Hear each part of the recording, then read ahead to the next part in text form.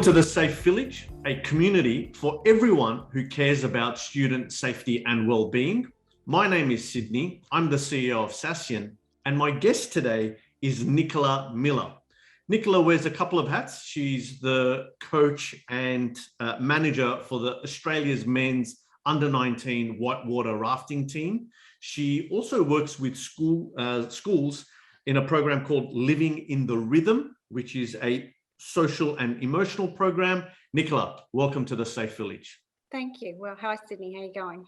I'm really well. It's great to have you here. So Nicola, as I said, you wear a couple of different hats and you've got an interesting journey working with kids. You've been in the role of a behavioral aid, working with teachers and students inside the classroom. Your Living in the Rhythm program right now actually helps kids through an interesting program, which I'll let you explain. And you've got some ideas on what you want to create for teenagers in the future. But I have to always start with, Nicola, what's top of mind? I guess top of mind is working with kids and trying to help the kids that, maybe aren't feeling the success at school that maybe that they want to. That was where my journey sort of began. And then the programs that I sort of write and create now are around talking about and having discussions with groups of students in a circle of safety, incorporating the rhythm to recovery model that Simon Faulkner put together using African drums for verbal and non-verbal communication. I got into that because my principal at the time was very much around the wellbeing aspect of school life. And so it enlightened me to seeing what kids and students really needed. The journey that I went on with the 6 young men of the Australian under-19 White Water Rafting team was absolutely incredible. My husband and I coached them for nearly 3 years. They're an absolute credit to themselves, not just to us, but to themselves as they were coping with their own journeys through life at the time. It's a big ask to ask 14-year-old boys to train for a sport, unlike your rugbies and your hockey and tennis and that, where you go to a tournament each week. They weren't actually going to see their competition for nearly 2.5 years. So, it's a big call to ask young people to do that. And like I say, currently what I'm doing with Living in the Rhythm is working around different aspects of conversation with students, where teachers have come to me and say, we need to have a conversation around trust. We need to have a conversation around kindness. So we open up the circle and we do different activities and games where we actually really discuss these different things, and we give the opportunity for kids to actually have a voice and come back with their feedback, and it gives us something to work with. So I think a central theme that you spoke about before with me was disengaged kids leading to, who are bored and leading to other things. So talk a little bit about some of the observations you've had on that, if you like, insight. I feel very passionately. In Far North Queensland, we seem to have an area of need at the moment where young people are very much disengaged and are taking on risk activities like stealing cars, high-end drugs, things like that. And I truly believe that we need to provide an opportunity for a safe, however that might sound a bit crazy to say safe, but an adrenaline risk activity where kids can feel that they can feel that buzz, that kick that you get from having an adrenaline fix, but not in the way of drugs, alcohol, or stealing. We do have the ideal environment up here with white water. You have bungee jumping. You have all these different extreme activities that you could be using, to help kids actually find that need that they're looking for. And I believe that we've bubble wrapped our society so much that kids don't do this anymore. So we say, you can't go swimming here, you can't climb this tree, you can't do this. And then we end up with this society of kids where they want to still do daredevil activities. Lots of kids can't afford to even do some of these activities, if it was available, if we could create it so it was something that was covered in some way, that we could take them after school and they could do these activities, I think you'd actually lessen the rate of kids that are wandering around streets doing the wrong thing, by actually using it. And they'd get involved into a sport, particularly like we used rafting as a way for 6 boys to come together, to create a team, to be part of a team environment. We had them out training 4 or 5 days a week. When school holidays came around, we'd disappear and go camping for 3 days on the river. And they loved it. It was so much part of their life that when it abruptly came to the end, when COVID sort of interrupted, there was some real times where they've struggled. Like, we still meet the boys pretty much every 6 weeks to check in on their mental health and see how they're going. They've all got full-time jobs now, but it's still that whole environment of being together as a team, and that trust that, you know, we really built with them. And I think if you can do that with young people, in general, a lot of these things that we're seeing may not actually be as evident as what they are now. So a good segue to talk about the 6 young men that you took from a very earlier age, many years ago, and now it's the under-19 national team. So as we said, it's not one of the, let's not like tennis or one of the sports that's, you know, more well-known or well-funded, but it's quite a hidden success story that we should talk about. So do you want to give us a quick rundown? Because I think there's lots of lessons that come out of this that you're also now turning into some insights and a programmatic way to work with kids between 14 and 17. So tell us the story about how you started, what triggered it, and how the boys went and competed at a world stage.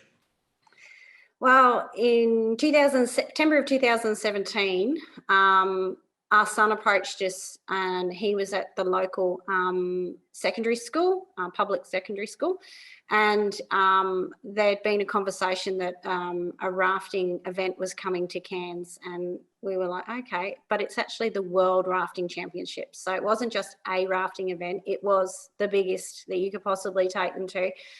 My husband was a world champion, is a world champion, whichever way you want to say that, in the same sport. So he actually has extensive knowledge in reading white water. My background was in coaching and sport. That was my original qualification when I came to Australia from overseas. When our son asked us and approached us, he obviously knew that both of us had a skill set that was slightly different, but he also worked out that we could probably help them in different ways. So they were 14 years old, and we had these 6 young boys. Some of them were lifelong friends. They'd actually been friends since prep. The other kids were actually students that were in the school with our son. And so this period of time, we had with them, we took them for 3 years and worked across many different areas. They managed to overcome many different obstacles. So they all had their own journey, whether that be a learning journey. One of our boys had or has tics and Tourette's to a minor level, not loud. One of our boys was dealing with a very difficult home environment. Some of the boys' families were going through separations, so they were all dealing with their outside situations as well as coming to training. Mm-hmm. And that in itself was a big call, asking them to come to training 5 days a week. But what we actually found with the training was, for the 2.5 hours that we had them each afternoon, they actually found that it was a release. So there was no social media. Nothing works on the river anyway, and we're not going to take phones down White Water Rapids. But they were able to communicate, and I believe the art of communication is something that we're starting to lose. Social media has taken a lot of communication away. But when you put 6 boys in a raft, there's a lot of communication going on, because you're in an environment where you have to, you know, trust each other, take a risk. And that was a big part of what they were doing, was communicating and reading each other and reading body language. So it was really giving them some good skills, some great skills to be able to communicate and say what they needed to do. From there, they did that, like I say, for a period of time, and then we did other aspects with it, like we looked at their food and nutrition. So we really discussed about what you needed to eat. We also talked about mindfulness, where we needed to learn how to breathe so we can control ourselves in difficult scenarios. Um, and they took on everything. And the boys, particularly, one of the boys comes back to us now and says that the breathing techniques that he learnt whilst he was rafting is his secret weapon. So when he gets into a really difficult situation and he needs to be able to control his level of breathing, he does the 4-4-4 technique, where he breathes in for 4, holds for 4, rests for 4. Because he does that, he says that his brain, he can actually function and think through logically what he needs to do next. So he's actually found a way of using it to help him in everyday life, rather than just in that particular environment in that moment. So yeah, the boys went on. They won a world title. They became the Australian, obviously, whitewater rafting team. But then in 2019, they won the world title. They were actually crowned the world champions of the under-19 men's. They were also at that event the 5th fastest team in the world out of about 45 teams. Some of these are elite athletes, particularly in Japan. Their teams are paid to raft. And then 7 weeks after that, the boys were asked to go as an open men's team to China and place 6th out of the top 15 open men's team in the world. So their journey was just electric.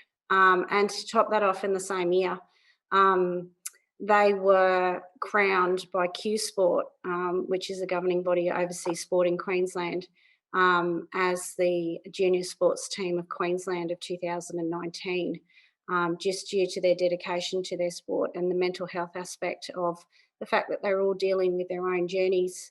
Fantastic. Congratulations on you and your husband and your son and the extended team, obviously, but for being a driving force here. Given there was no funding, you did this completely voluntarily, as a service to your community. And of course, your son was involved, but you really went above and beyond. So congrats on that. And it's very much in the spirit of what we're trying to share here on the Safe Village with, we're all chipping in to look after one another. So that's amazing. So I think from that, and given the work that you already do with schools, you've come on to another aha moment in what kids need, especially teenagers. And you're currently, got some works, that you haven't quite unwrapped yet, but there's some work that you're doing for 14 to 17-year-olds. You want to talk a little bit about some of the thinking there, and while it's not quite ready for everyone just now, but you've done a lot of work on that. Do you want to share some of that? Yeah, back when the kids won these awards and were recognised for what they'd done, somebody actually spoke to me and asked me, what was the reason? Why were they so successful?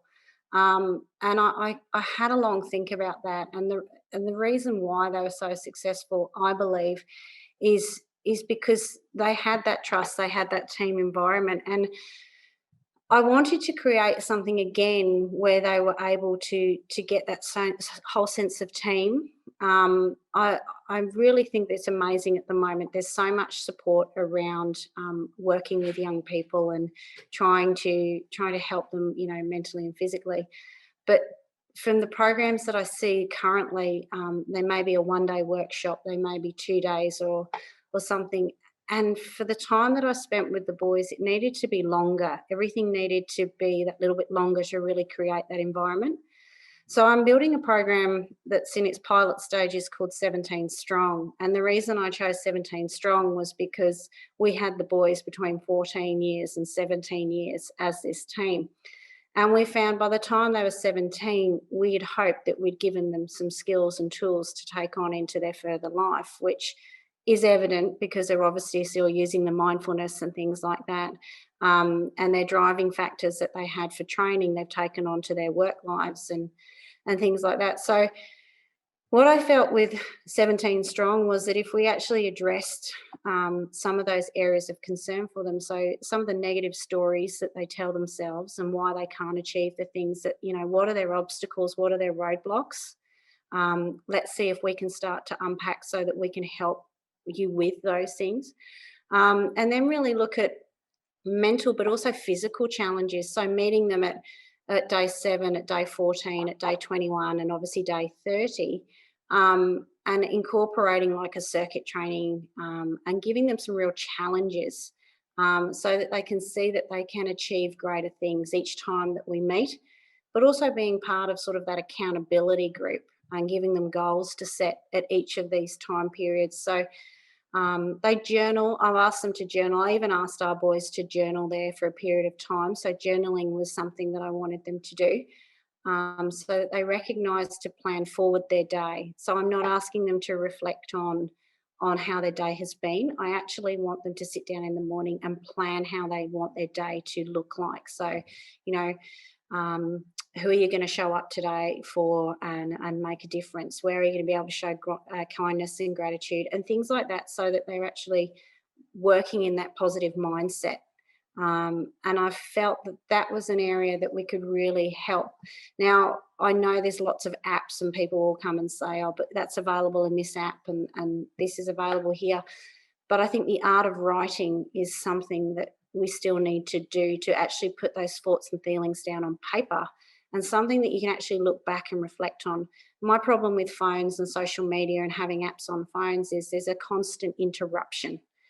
Somebody sending you a text message, somebody, you know, sending you a snap to young people is particularly something that they find happens all the time. So breaking that pattern, and making them sit and write something down on how they want to feel, I think is incredibly powerful. And like I say, being part of that team, even getting a kid to set a goal to make their bed every day, it can be something where they're creating a new habit and they can actually see that they can achieve it. It's that I can do this rather than I can't do it. So, Nicola, what is it about what you do in your mission that if others knew would make your life easier or would make your mission more possible? I've talked to council. I even said to council here that, you know, investing money in something where you can put a program together like this for disengaged kids, I think would be amazing. But they keep saying they want to care about the safety and well-being of young people. But I don't think juvenile detention is the answer. I think a program where you're challenging them mentally and physically is something that we need to look further into. After school care programs and things like that could really use this. Disengaged kids programs, they could be using these programs to actually build teams, and you could be inspiring to be the team of the future. You know, they could be your next Australian rafting team. It's been done. We've just proven it can be done from grassroots of coming from nothing. And very much from different backgrounds. Fantastic. So thanks for being on the show. You've shared lots of interesting stories and insights. I've taken a few notes here. Firstly, there is no excuses for anyone out there. Nicola and Mark have produced world champions on zero budget and just all passion, commitment. And along the journey, they brought a whole bunch of boys who, you know, had outside problems, had their own challenges like we all do, but this sense of purpose gave them a common mission and they got there. So firstly, no excuses for the rest of us. So thanks for sharing that story. Secondly, it's this observation that certainly between certain ages, there is this need for adrenaline. And so instead of shutting that down, how about we find a safe avenue where risk can be tolerated and we guide that. So that was really interesting. And then finally, the lessons that you've taken from that journey, as well as the work you've done with kids and you're still doing at schools with kids, to how we can turn this into something programmatic so that there is this sense of trust, fun, a joint team objective, and a balance between nutrition, exercise, and mindfulness to get the best out of kids in this risk age group, as I'd say, given I've got 3 of them, so I know quite well. Is that a good summary? Have I missed anything? I think that was a perfect summary. Awesome. Well, Nicola, all the best with 17 Strong, and congratulations again on creating and continuing to coach a world champion team. And I wish you all the best. Thank you so much. Thank you for your time. I appreciate it. you.